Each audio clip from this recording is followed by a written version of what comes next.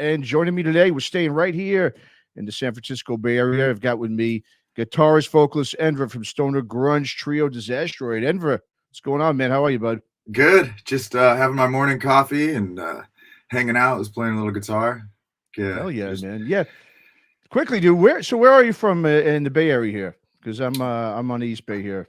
Well, I didn't grow up in the Bay Area. I was originally from the Midwest. Been in California for just a little bit over, almost 25 years. But was in San Francisco for about the last 10 years, and I moved to Santa Cruz. So I'm actually in Santa Cruz. We're based out of SF.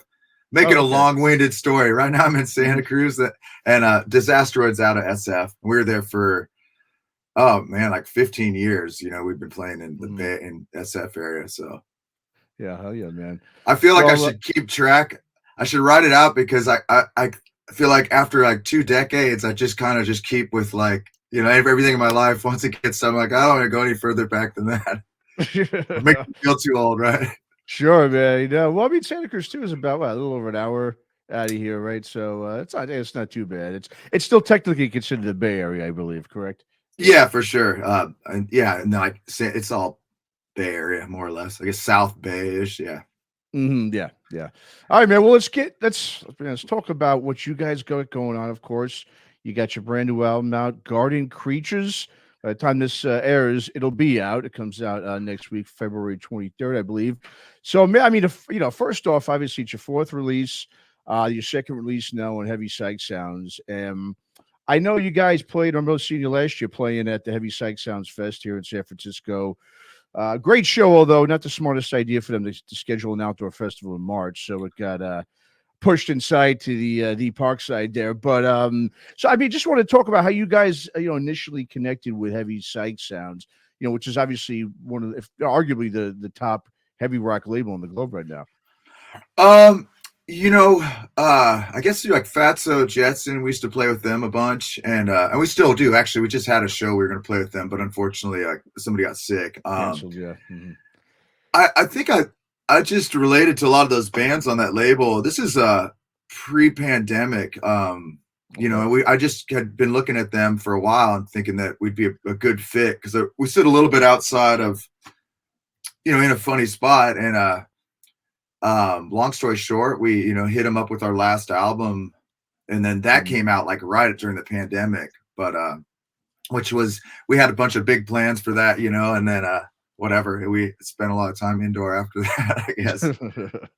Yeah, man. Well, I mean, before we get into talking about the record, I mean, I just want to really get into quickly your guys' sound, because it's really so unique. I know I'm sure you hear this all the time about the band, but obviously you've got a lot of heavy elements of grunge and stoner riffs and grooves and so forth. But there's also there's a lot of progressive rock in there, as well as a really heavy, especially on your older records, really heavy noise rock foundation, as well, with some like post metal stuff. I mean, you guys could have been a band that was on like Amphetamine Reptile back in the day.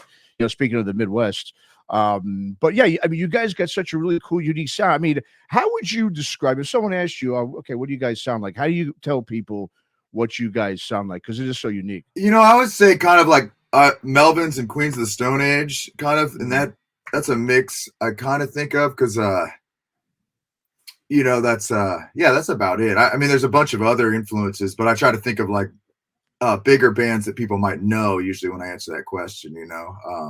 Yeah, well, like I said, you got such that heavy noise rock, especially the older records have a really real heavy foundation in the noise rock sort of post metal stuff. Like I was saying, something that you would hear on like an Amphetamine and Reptile records back in the 90s. It really has that kind of vibe to it, which is great to hear, because you don't hear too many bands doing that as much as they used to.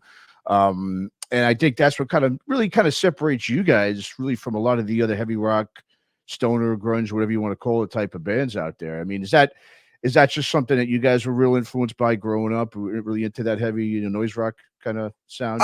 Yeah, I think so. I mean, I think I later, probably when I was younger, growing up, I listened to like a lot of skate rock, and I mean, kind of everything. My brother got me into everything, but there's something I like about like that dissonance and kind of music sound, you know, like Mhm. I you know, I obviously love like big 90s bands, and I like there's just, you know, I like that rock sound, but I love dissonance, you know, I like something kind of pushing back against that a little bit. It's always been something I've liked. It's funny you say that because I've been really into Today Is the Day as of Oh, recently. yeah.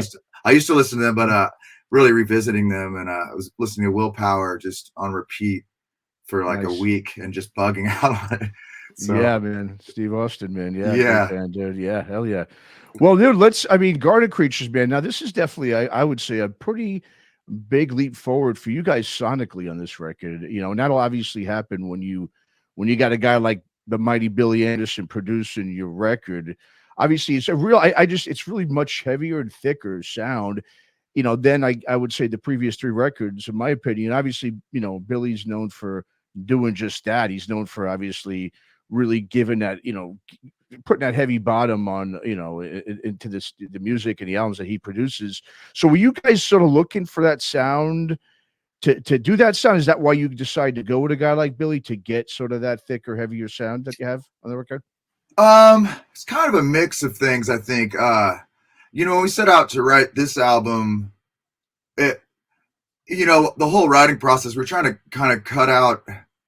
We just wanted to kind of be a little bit more riff oriented in some weird Okay. way. Not that our Mhm. stuff, other stuff doesn't have riff, but we had like a lot of arrangements, and we just kind of chopped them up for the best parts. We kind of went through this whole process of like, which we didn't do before. We used to write a little bit more kind of when not complicated, but you know, we just this album we were like, let's just now we don't need that section. It's not doing anything. Mhm. And we picked Billy, our friends Broom, actually recorded with Oh, yeah, them. sure. Mhm. We know a number of other bands, obviously, and then we also played with him. He was playing in High Tone Son of a Bitch, and Mhm. we knew him, so Okay. you know, he liked us. We played with him live, so almost in some ways, obviously we loved what he did, but it's also just having somebody that kind of understood what we were doing, and somebody that's cool. You know, we're friends with him, so it makes a difference. You know. Sure. No, that's great. Yeah, I mean, what he's done, I think, so well over the course of his career as a studio, you know, Maven guys is, I think, what he's done with your guys' record, which I think is the out of the four, I really think it is the strongest, and he's really able to sort of get bands to get, you know, create sort of their signature sound, or at least put out their sort of flagship record, if you want to call it, for bands. And I think that's what he's done. You know, helped you guys do here with Guardian Creatures, is really to bring sort of that power to life. You know what I mean? I think he's bringing like really, I think what you guys sound like live, he's done a really good job bringing, I think, to the record. I mean, would you agree to that? Or Yeah, for sure. And I you know I he did working with him on vocals was great. You know, I really Mhm. wanted to push vocals forward on this album, or just do a little bit more with it, and that was he was just great to work with. You know, and yeah, for sure. I mean, he's just a blast to work with, and we Mhm. I'm trying to think of like how it's different, but you know, he just does his thing, and he's in there and he gets it. And so you heard that? If you listen to you've got a preview of the whole album. Yes, I listened to the whole Yeah. record. Yep. Hmm. So I don't that there's a fast song on the end, Jack London, and Yes. Mhm. that one I wrote that in the hotel like the night before we recorded it, and that was a lot of fun because I told Billy I was going to spring that on the other guys because I was like Mhm. I was like we got to write something in the studio, and he was stoked. So Yeah, that's you a know, nice little quick hitter too. That 2 minute quick hitter. I was going to ask you about that track. I mean, obviously Jack London's a big, you know, figure here in the Bay Area. You know, author obviously lived here for. Obviously, there's Jack London Square in Oakland. Does it have anything to do with yeah, that? yes, Okay, Jack London Square. We stayed at like okay. the worst hotel. I shouldn't say that. It's bad. That's unfair to the hotel, but it was pretty gnarly. And then we were just yeah, I wrote that in the morning. I was like, we got to write something for the studio because I like that spontaneous you Mhm. know stuff, and so that's where that came from. And then I Yeah, it's forced more them. up tempo too. That song, it's a little more like punk and, you know, up tempo style now too. Yeah. Yeah, and I think they were. I think Braden was just wanting to get it over with Nice. because he's like, I don't know what we're doing. I'm like, just go, you know. So Uh, Well, the other track I really love, there's a couple of, but I mean, obviously the title track I think is great, but 24 too is probably arguably my favorite track on the record. It's got really that nice stoner groove. It keeps coming back into that riff and that on that just that bounce there, man. I really love that song. Talk about that track. Where did the inspiration for that one come? That's been kind of floating around for a while. As far as us writing it,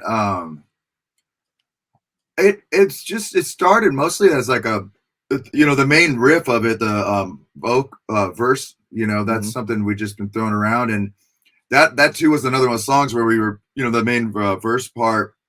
We kept trying to complicate it, and then at one point we're like, let's just play that heavy part and really just lay into it. That's probably my favorite track too on the album. Yeah, I try to put my finger on why, but I just really like it. But yeah, it's just fun to, we stay heavy and that's what I was talking about earlier, like just embracing some of that just locked crunch. I mean, from you've heard from our other music, like we have kind of a tendency to always get weird or go on these little tangents. So, sure. Which is cool too, but I do like, like sometimes we're like, oh yeah, we can just lay into something, and that's actually pretty cool. Yeah, just ride with it. Yeah, no, like you said, you obviously, definitely do that. I agree a lot more on this record than your other ones. Now, speaking of, now you guys now as a history as a band, I mean, you guys been doing this for well over a decade now. Like I said, you got 4 really solid albums out now. Like I said, 2 of them on Seismic Sounds, one of the biggest heavy rock labels on the globe. And these days it's interesting because it does take, probably about 10 years and a handful of records to sort of kind of get people to really know about the band. It's not like in the past where you put out a record or 2, went on a few tours, and everyone knows about you already. It takes a lot of time, and you guys have obviously been putting into work, and you've been at it for, like I said, well over a decade. I mean, what's the difference that you see? I mean, do you see that too? That you finally feel like, okay, we're finally like people are now really starting to discover us and get us, and it's been a long road, but you're finally there. Does it feel like it's been a long road to get to where you are today because of just the way the business is? It's so different. Yeah, for sure. I mean, I think, yeah, I'm kind of always shocked at how many people know who we are, or just or know us, I guess, or something, or people that hit us up too for shows. It's like I somehow always stay unaware of that. Like I'm always like, oh, what's next? What are we doing? But yeah, it's taken a while for sure. And yeah, it's cool. I mean, it's cool. It's like the random people through other people that know of us is always kind of trips me out. Like my cousin's good friend that lives in some other state was like, oh, I know those guys listen to them all the time. It's like, I'm like, well, it's like, I forget that type of stuff. But yeah, it's taken a while for sure. It's a different, different. I don't know, how that, there's so many bands too, Yeah. So yeah, I mean, I've also, I've noticed over the years that a lot of, Bay Area bands, they, out of here, they struggle to sort of gain some traction outside of the area in the States, but have no problem getting fans overseas, which is interesting. I mean, I'll use one of the examples I'll use out of here is the stoner dude band Orchid. Who, I mean, outside of the Bay Area in the States, not many people know them, but overseas, you go to Europe, I mean, they're huge. Nuclear Blast, they were on and everything, essentially the biggest metal label on the globe. And I mean, I remember speaking to a buddy of mine who ran a magazine here years ago in the 80s. He's originally from Germany, and he was saying that, overseas, the reason why bands are well known or they quickly get discovered is because there's such a respect for the name. If they see that you're from the Bay Area because of the history of all the, great music that's come out of here, they automatically are like, okay, great. And labels will just see that and automatically show interest. So, I mean, what's your take on that? I mean, have you noticed when it comes to, I mean, you guys, like I said, have been around for a while now. When it comes to DISASTROID, I mean, considering you guys obviously have, gained respect and, admiration from Heavy Psych Sounds, another, obviously a label overseas, and you're part of that roster. Do you feel that it's been kind of tough to kind of, either get on some shows outside of the Bay Area or just to get some traction here in the States, and it's easier overseas in Europe? I mean, what do you think of that?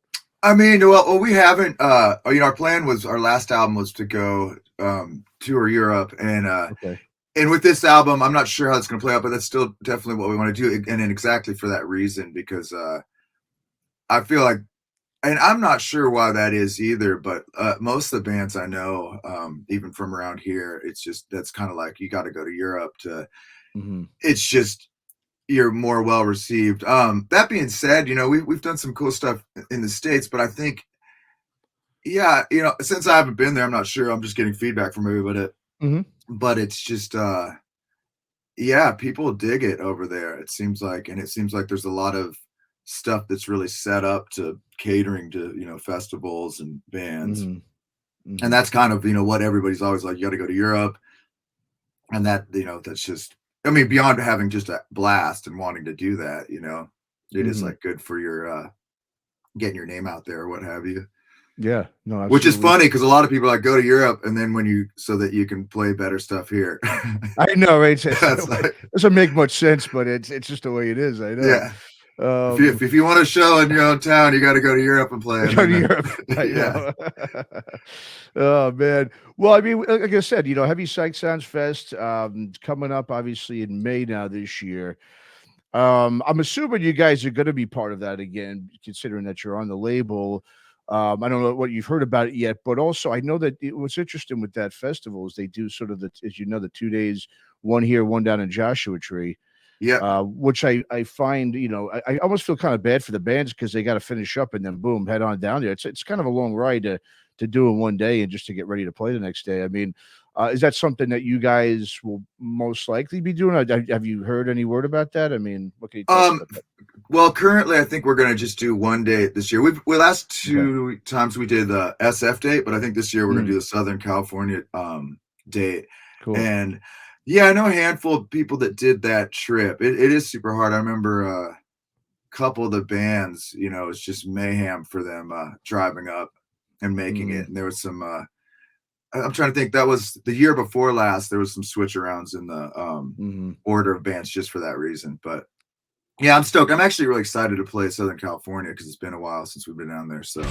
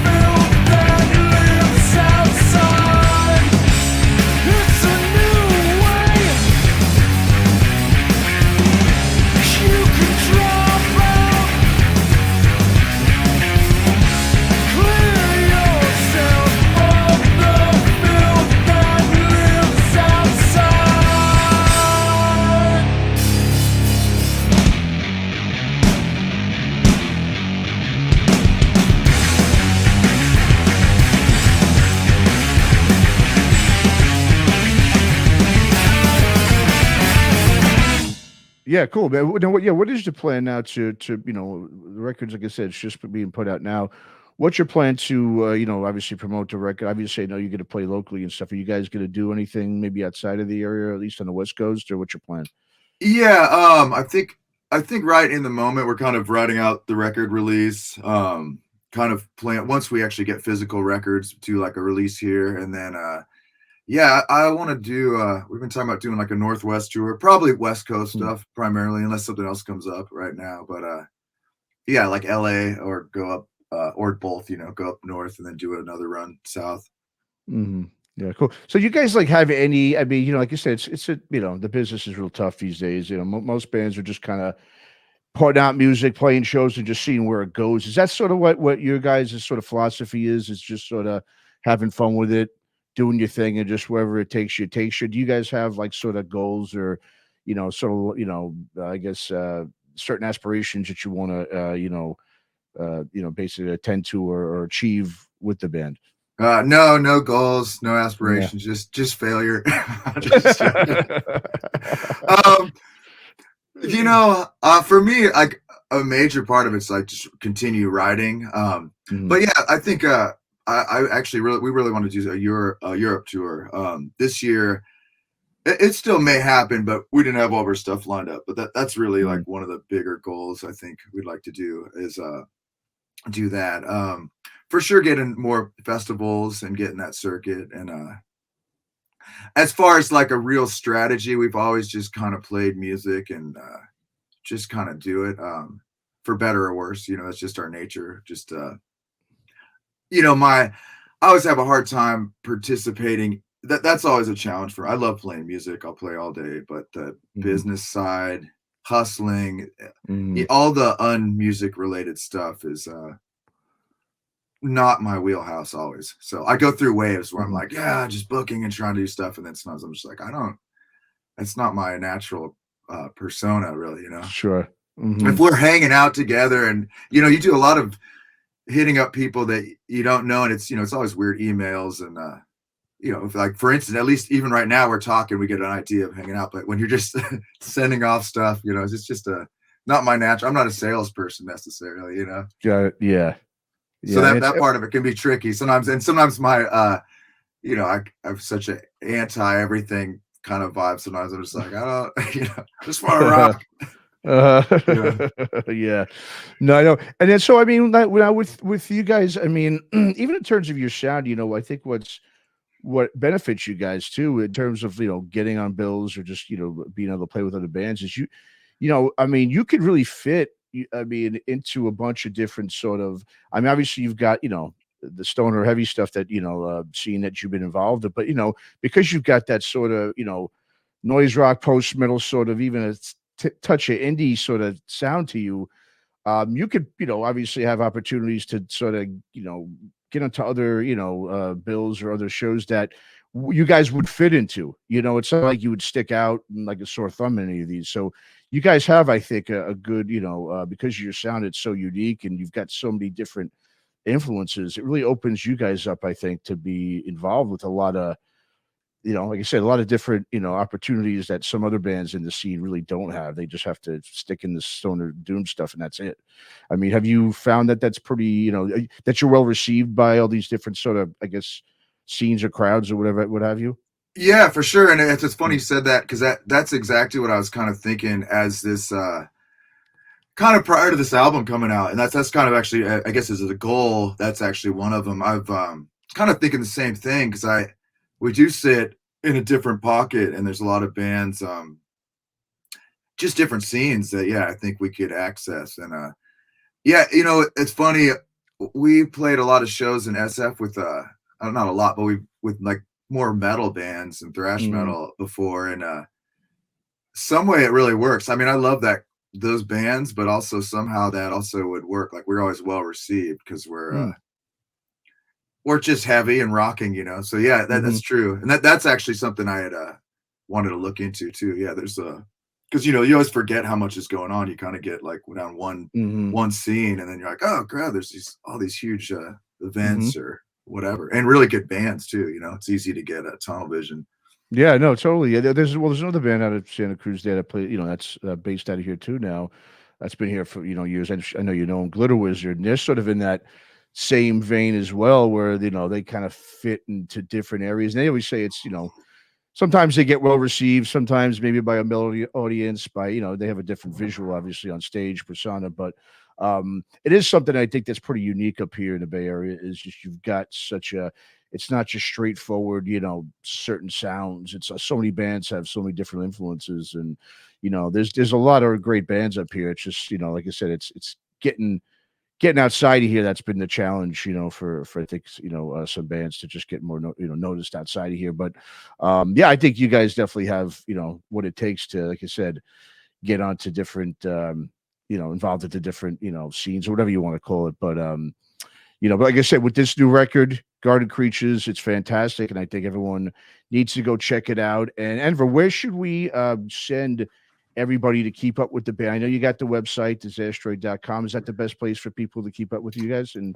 purchase the Yeah, music and everything? yeah. Typically the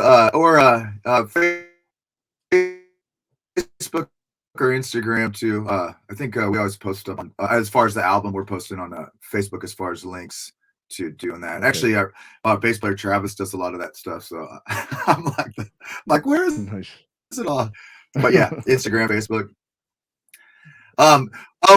Yeah, to what you're saying too. I was trying to think. And not only that, I think a lot of some of the best bills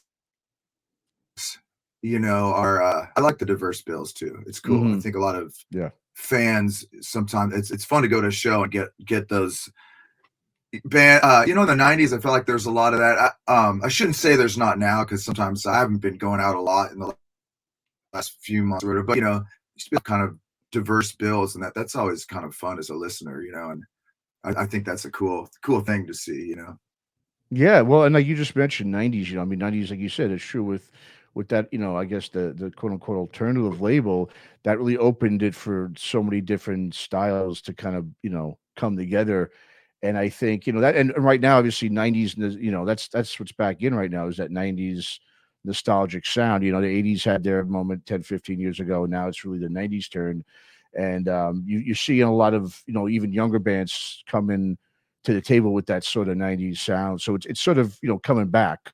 And so I think you're going to see a lot of that start to, kind of percolate around the, in the live music scenes in the areas. And like I said, because you guys have a little bit of all those, really sounds that were really prevalent in the 90s, I think that really benefits you guys greatly, in terms of getting noticed and so forth and discovered.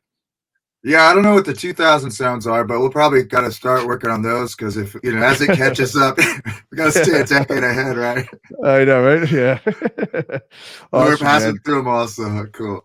Yeah. So cool, Enver, man. I really appreciate you coming on. Anything else you want to tell the audience before we wrap this up? Once again, Garden Creatures is out now on Heavy Psych Sounds. Everyone should go check it out. And obviously, do you guys have any shows lined up coming up anywhere? Besides, not right now, not besides Heavy Psych Fest coming up, and then we'll be doing a release for our album, but we haven't determined that date. So okay, currently nothing major in the works besides that. Well, I shouldn't say everything's major in the works. Sure, But yeah. that's what's happening. But I really appreciate you having us on, and it's always like inspiring, gets you stoked again.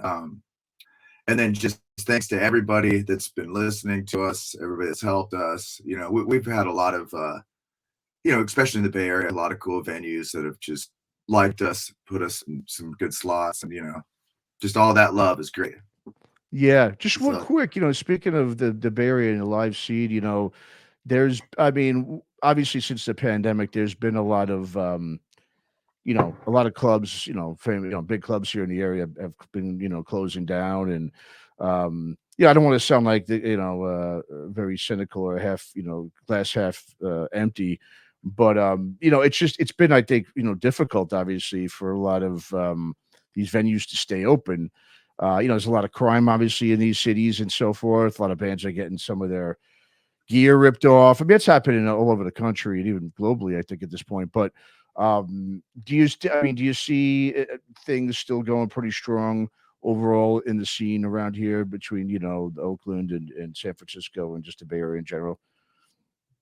I actually so I was kind of Okay. in Santa Cruz too. There's a couple venues like Moe's Alley is a really Yeah. cool venue, and they're doing heavier shows, and Okay.